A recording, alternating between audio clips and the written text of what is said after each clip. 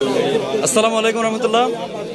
আজকে আমরা বাঁশখালী উপজেলার পুইছড়ি ইউনিয়নে আমাদের যে ভাই বাংলাদেশ আশিস ভাই যে জিনিসটা বানাইছে বাংলাদেশ বিমান, এখানে বাংলাদেশ জাতীয়তাবাদী বিএনপির সম্মানিত রুহুল কবির রিজভী সাহেব এসেছেন। আমরা এখানে আসছি দেখার জন্য। উনি এটা মূলত সবার সামনে উড্ডয়ন করাবেন। আমরা সবাই ইনশাল্লাহ যদি সম্ভব আমরা আপনাদেরকে দেখাবো। এখানে দেখতে পাচ্ছেন বাংলাদেশ জাতীয়তাবাদী বিএনপির হাজার হাজার নেতাকর্মী উপস্থিত আছেন। চট্টগ্রামের বাঁশখালী উপজেলার প্রত্যন্ত অঞ্চল, চট্টগ্রামের বাঁশখালী উপজেলার পুইছড়ি ইউনিয়নের কৃতি সন্তান জনাব মোহাম্মদ আশির উদ্দিন যে বাংলাদেশকে যে বিমান বানিয়ে তাক লাগিয়ে দিয়েছেন, এটা হচ্ছে রীতিমতো একটা ভাইরাল হওয়ার মতো একটা বিষয়। সবাই ভাইরাল করে দিবেন জিনিসটা শেয়ার করে, কারণ এরকমের একটা মেধাবী ছেলে বাংলাদেশের বুকে বিশেষ করে চট্টগ্রামের বাঁশখালীতে জন্মগ্রহণ করছে, তা আমাদের সৌভাগ্যের বিষয়। তা আপনারা ভিডিওটা শেয়ার করে অবশ্যই পুরো বাঁশখালীবাসী তথা পুরো বাংলাদেশকে দেখার সুযোগ করে দিবেন, যাতে এই আশিরের মতো মেধাবীরা যাতে বাংলাদেশের সরকারের সর্বোচ্চ বড় বড় পর্যায়ে স্থান পায়। যদি তারা উন্নত পর্যায়ে পৌঁছাতে পারে তাহলে আমাদের দেশের নাম তথা পুরো দেশের গর্ব তথা আমাদের গ্রামেরই গর্ব। সেজন্য ভিডিওটা অবশ্যই শেয়ার করে দিবেন অন্য একজন ভাই দেখতে পারার মতো। এই হচ্ছে সেই বিমান, যে বিমানটি আশির উদ্দিন ভাই তৈরি করেছেন, এবং এরকম আরও 8 থেকে 10টা বিমান সে তৈরি করেছে। আমরা ইতিমধ্যে দেখতে পাচ্ছি তার ঘরে তার যে রুম রয়েছে, তার সেই রুমে ইঞ্জিনিয়ার রুম যে রুমে সেই বিমানগুলো তৈরি করে, ওখানে আমরা ঢুকে দেখতে পাচ্ছি এখানে তিনি 8 থেকে 10টা বিমান তৈরি করেছেন। আমাদের চট্টগ্রামের গর্ব, বিশেষ করে পুরো বাংলাদেশের গর্ব যেমন আশিস সাহেব যে জিনিসটা বানিয়েছেন। আমাদের এলাকার সন্তান, চট্টগ্রামের বাঁশখালী উপজেলার পুইছড়ি ইউনিয়নের কৃতি সন্তান। আমরা এখন অবস্থান করতেছি তার বাড়িতে, হচ্ছে তার বাড়ি। এখানে ভিতরে এখন অবস্থান করতেছেন বাংলাদেশ জাতীয়তাবাদী বিএনপির সম্মানিত রুহুল কবির রিজভী সাহেব এখন অবস্থান করতেছেন। আমরা এখন দেখাচ্ছি এই জিনিসটা হচ্ছে তিনি মূলত বানিয়েছেন, এবং এটা হচ্ছে ক্ষুদে বিজ্ঞানী বাঁশখালী আশিস। তো আমরা এখন এটা উড্ডয়ন করাবো, এটা সম্পূর্ণ আমি আপনাদেরকে ভিডিও দেখাবো, আপনারা আমার সাথে থাকবেন ইনশাল্লাহ। এখানে আমরা চট্টগ্রামের বাঁশখালী উপজেলার চাম্বল থেকে অনেক মানুষ আসছি। এখানে বাঁশখালী থানা পুলিশ আমাদেরকে সর্বোচ্চ হেল্প করতেছে। বাংলাদেশ জাতীয়তাবাদী দল বিএনপির অঙ্গ সংগঠনের নেতাকর্মীরা এখন উপস্থিত আছেন। আপনারা দেখতেছেন এখানে দেশ বিদেশের নেতাকর্মীরা এখন উপস্থিত আছেন। ইতিমধ্যে আপনারা দেখতেছেন এখানে উপস্থিত হয়েছে বিএনপি বাংলাদেশ জাতীয়তাবাদী দল বিএনপির স্থায়ী কমিটির সম্মানিত সদস্য জনাব রুহুল কবির রিজভী সাহেব। উনি এখন আশির সম্পর্কে এখানে গুরুত্বপূর্ণ মতামত প্রদান করতেছেন। বাংলাদেশের সমস্ত টিভি চ্যানেল যেগুলো রয়েছে সমস্ত, যেমন NTV, ATN Bangla, news 24, DBC news, Jamuna television সহ বাংলাদেশের যে সমস্ত টেলিভিশন বাংলাদেশকে এগিয়ে নেওয়ার ক্ষেত্রে কাজ করে যাচ্ছেন, সেই সমস্ত টেলিভিশন আজকে আমরা সরাসরি নিজ চোখে দেখতে পাচ্ছি। এবং রুহুল কবির রিজভী সাহেব এই যে আশির উদ্দিনকে বাংলাদেশ জাতীয়তাবাদী দল বিএনপির পক্ষ থেকে যতটুকু সম্ভব সর্বোচ্চ হেল্প করবে বলে আশা ব্যক্ত করেছেন, এবং এই আশির দেশের সম্পদ তথা এলাকার সম্পদ তথা দেশের সম্পদ এটা তিনি ব্যক্ত করেছেন, এবং তিনি বাংলাদেশ বিএনপির পক্ষ থেকে যা করা দরকার, যা যা প্রয়োজন তিনি সেই হেল্পটুকু করবেন বলেন আশাবাদ ব্যক্ত করেছেন। এবং আশির উদ্দিনকে উনি মূলত আজকে আসছেন আশির ভাইয়ের গ্রামের বাড়ি চট্টগ্রামের বাঁশখালী উপজেলার প্রত্যন্ত অঞ্চল পুইছড়ি ইউনিয়নের সরলিয়া বাজার এর পাশে সরলিয়া গুনা এলাকায় উনি আসছেন। ওনার বাড়িতে এখন ওনার বাড়ির উঠান থেকে এখানে ব্রিফিং করা হচ্ছে। জনাব রুহুল কবির রিজভী সাহেব আশিরকে সর্বোচ্চ সহযোগিতা করবেন বলে আশা ব্যক্ত করতেছেন, এবং তিনি আসছেন মূলত এখানে বিএনপির সম্মানিত ভাইস চেয়ারম্যান জনাব তারেক রহমানের নির্দেশে এখানে বাঁশখালী উপজেলা বিএনপির এবং অঙ্গ সংগঠনের নেতাকর্মীরা সবাই উপস্থিত আছে। এবং আপনারা দেখতেছেন উনি সর্বোচ্চটুকু বলছেন, আশিরকে যতটুকু হেল্প করার প্রয়োজন ততটুকু হেল্প বাংলাদেশ জাতীয়তাবাদী দল বিএনপির পক্ষ থেকে করা হবে বলে উনি এখানে আশাবাদ ব্যক্ত করেছেন। পুরো বিএনপি পরিবার আসছে,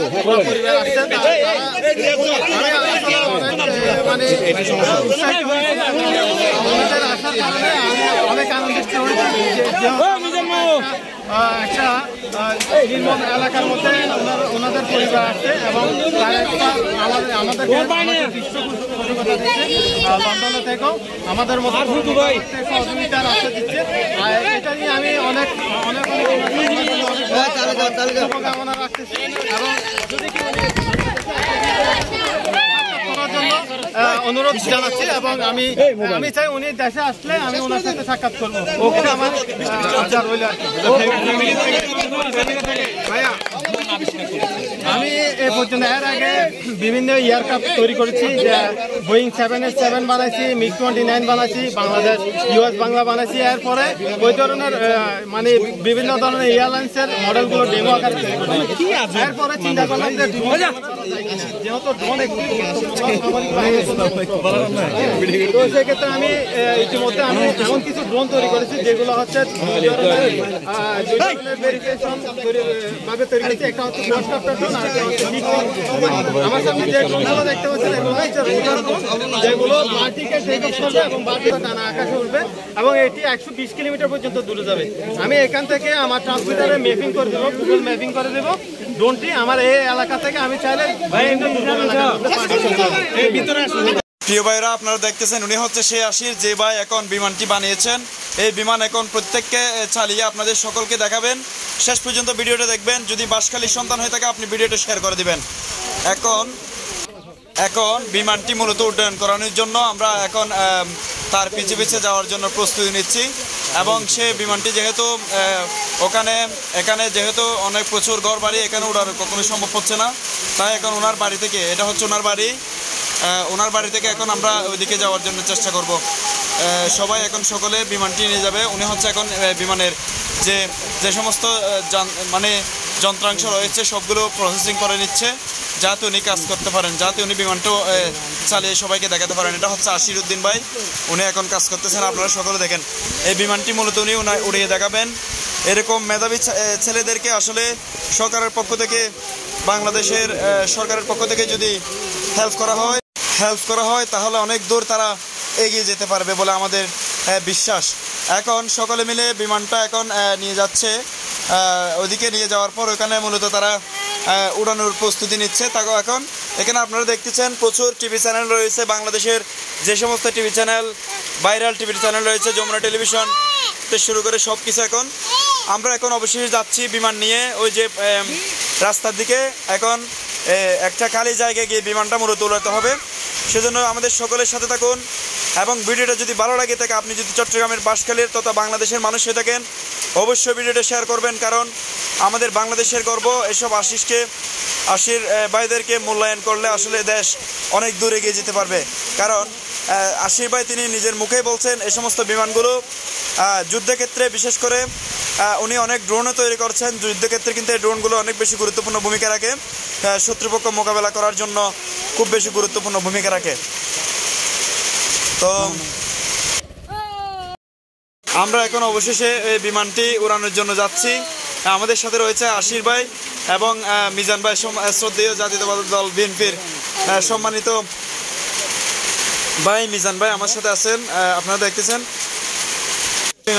লাগবে কি ড্রোন প্রযুক্তি লাগবে, উন্নত মানের ফাইটার যুদ্ধ বিমান লাগবে, আপনার অস্ত্রশস্ত্র লাগবে। হ্যাঁ, কিন্তু এই সামরিক বাহিনীর অংশ হিসাবে কিন্তু ড্রোন বিশেষ ভূমিকা রাখতেছে।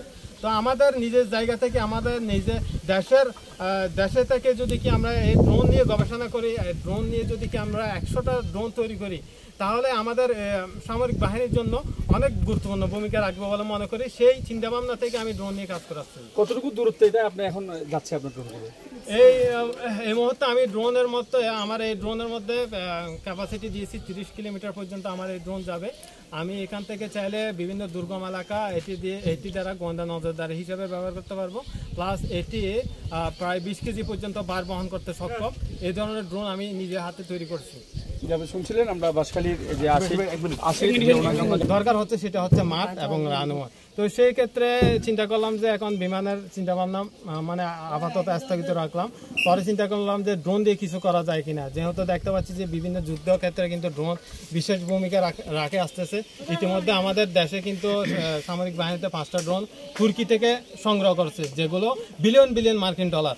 বাইরে একটা টিভি2 যে ড্রোনগুলো, এগুলো প্রায় $5 কোটি মিলিয়ন মতো খরচ হচ্ছে একটা ড্রোনের মধ্যে। ওই ড্রোনের কাজ কি? ওই ড্রোনের কাজ হচ্ছে নজরদারি রাখা এবং গোলাবারুদ নিয়ে যুদ্ধ কাজে ব্যবহার করা আর কি। তো সেম ওই ড্রোনের বাইরে একটা টিভি2 ড্রোনের মতো আমার এই ড্রোনের মধ্যে কিন্তু আধুনিক ফিচার রয়েছে। আমি চাইলে এটিকে জিপিএস সিস্টেম করে, এটিকে স্যাটেলাইট কানেক্ট করে আমি চাইলে আমার এই এলাকা থেকে আমার যেখানে অবস্থান করব সেখান থেকে আমি চাইলে আমার মনিটর দ্বারা এটিকে আমি দুর্গম এলাকার মধ্যে পৌঁছাইতে পারবো। প্রায় এটি এখন বর্তমানে 30 কিলোমিটার পর্যন্ত এটির রেঞ্জ দিয়েছি। আমি চাইলে আরও পৃষ্ঠপোষকতা যদি বাড়ে, যদি কি এটার পিছনে যদি কি ইনভেস্টার তৈরি হয়, তাহলে আমি এটা আরও বড়সড় তৈরি করতে পারবো। এটা 100 কিলোমিটার বা 500 কিলোমিটার পর্যন্ত যেতে পারবে, এমন সক্ষমতা বিহীন ড্রোন আমি তৈরি করতে পারবো। আপনারা দেখতেছেন ইতিমধ্যে বিমানটি নিয়ে আশির ভাই এখন আশিরউদ্দিন সাহেব উনি এখন জমিনে নামছেন, ওখান থেকে এখন বিমানটিও চালু করবেন। আপনারা দেখতে থাকুন, অবশ্যই ভিডিওটা শেয়ার করবেন, অন্য একজন ভাইকে দেখার সুযোগ করে দিবেন। চট্টগ্রামের বাঁশখালী উপজেলার প্রত্যন্ত অঞ্চল পুইছড়ি ইউনিয়নের কৃতি সন্তান, পুইছড়ি সরলিয়া বাজার সরলিয়া গুনার কৃতি সন্তান জনাব আশিরউদ্দিন সাহেব যে বিমানটি বানিয়েছেন এখন উড়িয়ে দেখাবেন। বাংলাদেশের প্রত্যেকটা টিভি চ্যানেল এখানে রয়েছে এবং উনি পরিচিতভাবে সবাইকে দেখানোর জন্য এখানে বিমানটি এনেছেন। আপনারা দেখতে থাকুন শেষ পর্যন্ত। এই যে দেখুন ওনার প্রতিভা কতটুকু, ওনার প্রতিভাটি মূলত শুরু হয়েছিল সবকিছু দেখেন শুরু থেকে। আপনারা দেখতে থাকুন বিমানটি কিভাবে উড়ে যাচ্ছে। এখন বিমানটি উড়ে যাবে, আপনারা সকলে চোখ রাখুন। এই যে চলে যাচ্ছে বিমানটা, এখন উঠতেছে, আপনারা দেখতেছেন। সকলে দেখুন, চট্টগ্রামের বাঁশখালী উপজেলার কৃতি সন্তান আশিরউদ্দিন সাহেব উনি নিজে ওনার দক্ষতা দিয়ে যে তার দক্ষতার মেধার ভিত্তিতে উনি বিমান তৈরি করেছেন। এই বিমানটি এখন আকাশে উড়াচ্ছেন সকলের সামনে, আপনারা সকলে দেখতেছেন। বিমানটি এখন উঠতেছে। আপনাদের নিকট বিনীত অনুরোধ, এরকম আশিরউদ্দিন সাহেবের মতো প্রতিভাবান ছেলেদেরকে যাতে বাংলাদেশের সরকার যাতে তাদেরকে উন্নয়নের পথে এগিয়ে নেয় এবং তাদের যথাযথ মূল্যায়ন করা হয়। আপনারা দেখতেছেন বিমান এখন আকাশে উঠতেছে। তো আপনারা কে কোথায় থেকে দেখতেছেন ভিডিওটা অবশ্যই শেয়ার করে দিবেন এবং এরকম প্রতিভাবান আশিরদের জন্য সকলে দোয়া করবেন।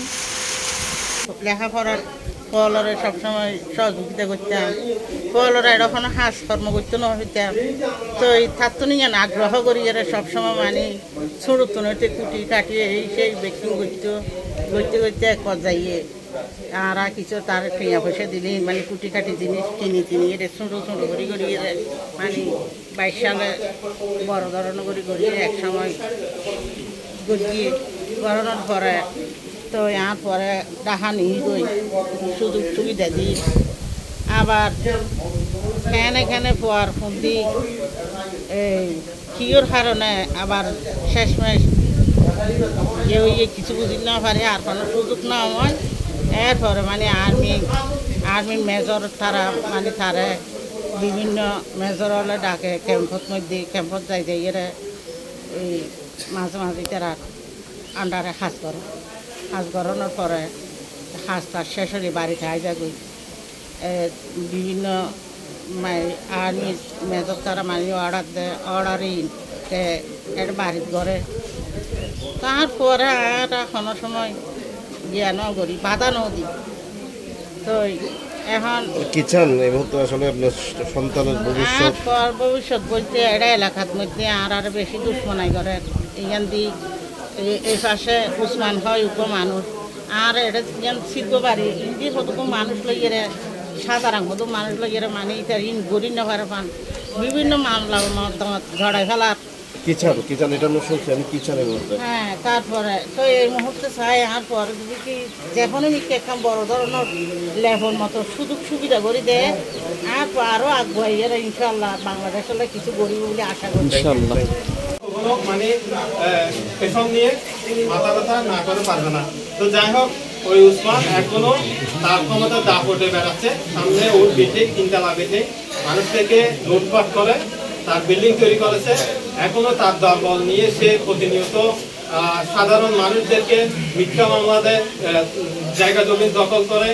আমার কাছে বিভিন্ন ধরনের প্রুফ আছে। ওর নির্দেশে আমার বাড়িতে 2024 সালে জুলাইয়ের 25 তারিখ আমার বাড়িতে ওর নির্দেশে তার দলবল ঢুকে আমার মা বাবা আমার ঘর বাড়ি ভাঙছে। এখনো পর্যন্ত আমার জানালা ভাঙচুর হয়েছে এবং কি আমার মা বাবাকে আমার আব্বুকে মাথা ফেটে দিচ্ছে রক্তাক্ত অবস্থায় উনি বেহুশ হয়ে পড়ে গেছে।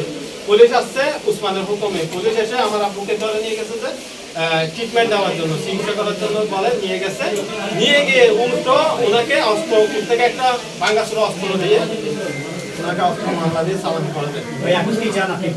আমি এটার বিচার চাই। আমি আমার এই মর্মান্তিক যে ঘটনাটি ঘটেছে এই বাসখালীর মধ্যে কারোর সাথে ঘটে নাই এরকম একটা ব্যাপার। আমি যেখানে একটা দেশের জন্য কাজ করতেছি, উন্নয়নমূলক কাজ করতেছি, আমার এই ধরনের মাধ্যমে কি হবে, দেশের একটা সুনাম অর্জন হবে, সামরিক বাহিনীর সক্ষমতা অর্জন হবে। কিন্তু আমাকে এখানে কি বলে যে এখানে যদি কি এখানে আমার উৎসাহিত দেওয়ার উচিত ছিল, কিন্তু উৎসাহিত না দিয়ে কিভাবে বন্ধ করবে সেই নিয়ে বসে আছে উসমান।